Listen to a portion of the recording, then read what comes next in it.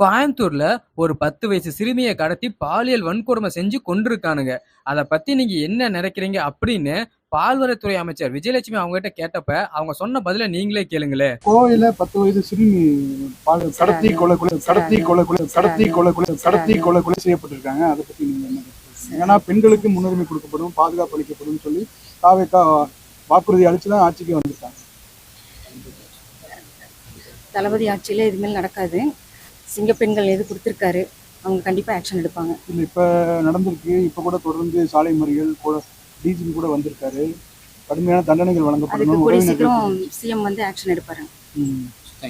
இந்த ஆட்சியில் 12 நாட்கள் தான் ஆயிருக்கு பொறுப்பேற்று. அதுக்குள்ளார கஞ்சா கடத்தல், பாலியல் வன்புறுத்தல், கோவையில் பெண் சிறுமி கடத்தி கொலை செய்யப்பட்டிருக்காங்க.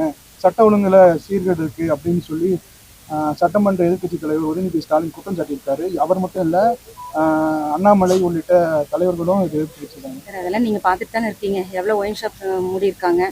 சட்டம் ஒழுங்கு நல்லா தான் இருக்கு. அது சொல்றவங்க சொல்லுவாங்க சார், உங்களுக்கு தெரியாதான். அது சொல்றவங்க சொல்லுவாங்க சார், உங்களுக்கு தெரியாதான். அது சொல்றவங்க சொல்லுவாங்க சார், உங்களுக்கு தெரியாதான். அதெல்லாம் உங்களுக்கு தெரியாதுங்க. நடக்கலைங்கிறீங்களா? இப்போ கோவையில் நடந்துச்சு இல்லையா? சார் அதுக்கு அவர் தான் ஆக்ஷன் எடுப்பாருங்க. சிஎம் எவ்வளோ சீக்கிரம் ஆக்ஷன் எடுப்பாருங்க. பாத்தீங்கல்ல, எவ்வளவு நக்கலா சிரிச்சுக்கிட்டு யோசிச்சு தளபதி ஆட்சியில இனி நடக்காதாமா, சிங்க பெண்கள் கொடுத்திருக்காரு அப்படின்னு ஒரு பதில் வேற. கண்டிப்பா ஆக்ஷன் எடுப்பாங்க அப்படின்னு சிரிச்சுக்கிட்டே பதில் சொல்றாங்க இந்த அம்மா. அவங்க வீட்டுல இருக்க பெண் குழந்தைங்களுக்கு இதே மாதிரி நடந்திருந்தா இப்படி சிரிச்சுட்டு தான் பதில் சொல்லுவாங்களா? அப்புறம் சட்ட ஒழுங்கை பத்தி கேள்வி கேட்டா கூட சிரிச்சுக்கிட்டு சட்ட ஒழுங்கெல்லாம் சரியா தானே இருக்குன்னு பதில் சொல்றாங்க இந்த பால்வளத்துறை அமைச்சர்.